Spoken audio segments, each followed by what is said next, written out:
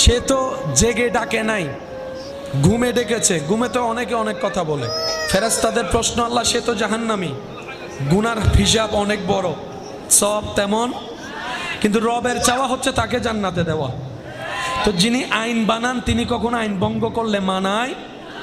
রব তো আইনের মধ্যে একদম আহকামুল হাকিমিন। তো রব বলবে ফেরেশতা জেগে ডাকুক আর ঘুমে ডাকুক, আমাকেই তো ডাকছে।